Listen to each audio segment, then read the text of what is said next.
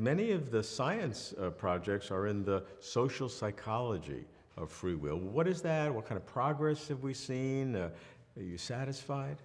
Oh, I'm really happy with the results so far. So they're studying a variety of things in social psychology of free will. So the effects of people's beliefs about free will on their behavior is one. Another one is how people think about free will, what they take it to be. And this turns out to be very useful, this sort of research, to me, because one of my ongoing debates tends to be with neurobiologists and some neurobiologists, some neuroscientists, is about whether free will requires souls, so that you don't have free will unless you have a soul. And sometimes it's said, well, look, we have proof that there's no free will because we have proof that the brain is driving behavior, and so there's no room for souls. And so one thing I want to know, I don't think free will has anything to do with souls. I don't think souls are required for free will. But I could be idiosyncratic. So one thing I'd like to know is, what about most people? What do most people think? And there's been some ongoing research in social psychology and also experimental philosophy on this. And just yesterday, I heard a talk by Andrew Monroe and Bertram Mala, who are social psychologists. And one thing they're studying is how people think about free will, what they think it is. They had an interesting approach to that today, or yesterday, I guess it was. And it was this. They asked people, hey, if you were going to build a free agent, that is an agent with free will, or design one, what would you do? What properties would you give it? And people would list properties like being self-aware, being able to assess reasons, make decisions on the basis of reasons, being conscious. Nobody said, I'd put a soul in it. Okay, that's one bit of evidence. I've actually done some experimental philosophy work of my own on this. And one way I do it is I tell the following story to people. Well, I don't tell it. I write it out, they read it. It's the year 2019. Scientists have finally proven that everything is physical, nothing is non-physical. Bill sees a $20 bill fall out of the pocket of the person in front of him. He thinks about whether to return it. He decides to keep it. Of course, his decision, I say in the story, is a brain process, and it's caused by other brain processes, and it's not caused by anything non-physical because there isn't any such thing. And I ask people, did he freely, or did he have free will actually, when he made that decision? And it's well over 70% who say yes. So if they're buying into the story, they're thinking, implicitly at least, that you don't need to have a soul to have free will, because there are no souls in this thought experiment, right? Everything's physical. So that's one thing, and I find it useful. Now, there are people who still stick to their guns. Jerry Coyne is a good example. So he claims, free will really does require souls, and so we have great evidence that there isn't any free will because, the brain is producing behavior. And this leads to another dimension of our social psychology wing, and something that also came up this weekend at the conference. So one thing they test is the effect of lowered confidence that you have free will on your behavior. And one way to induce lower confidence is to read passages from scientists saying that there's no free will. And another way to do it is you make these fake newspaper stories where you have fake scientists saying there's no free will, and you run that by people.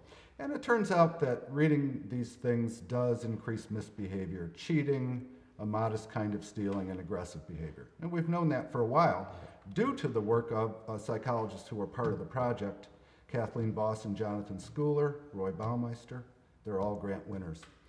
So this time, and it was the Schooler and Voss group with Eddie Namias and Thomas Nadelhofer, just took the Coyne article saying that there's no free will. It was published on January 1, 2012, about how you never really make New Year's resolutions anyway, much less make them freely. You don't make any choices. And they had people read that, and then they had a task in which they could cheat. Jonathan didn't actually describe the task today, but I'll read about it, when it's published. And those people, the people who read the No Free Will article, cheated significantly more often than the control group who read just a neutral thing. So this, I was wondering quite a while ago, before I got involved in this grant, what is the effect on ordinary people when they read in newspapers that they have no free will? And then we got this sort of indirect evidence. Now we have direct evidence. People read this in newspapers, and if you do it in a controlled situation, you see. So it'd be a socially deleterious result if more people thought that we really didn't have free will. Yeah, that's true. That shouldn't drive the science, though. No, definitely not. I agree. And that's what I was about to say. So that shouldn't. One thing we do want to know is, what effect do these beliefs have? It's a nice psychological question. But what should drive science is always the search for truth. And I don't know. I don't believe in censorship at all. Yeah.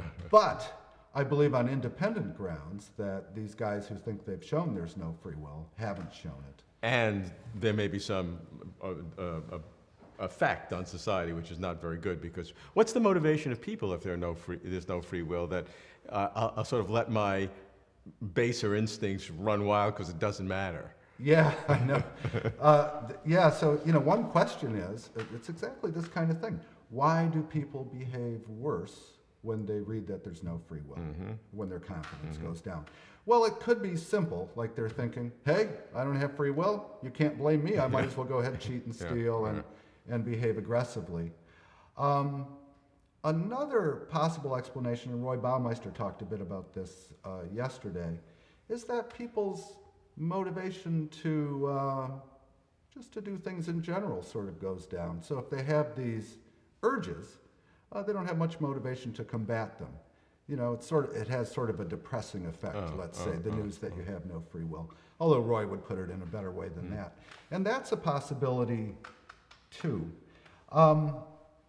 Okay, let me think about others.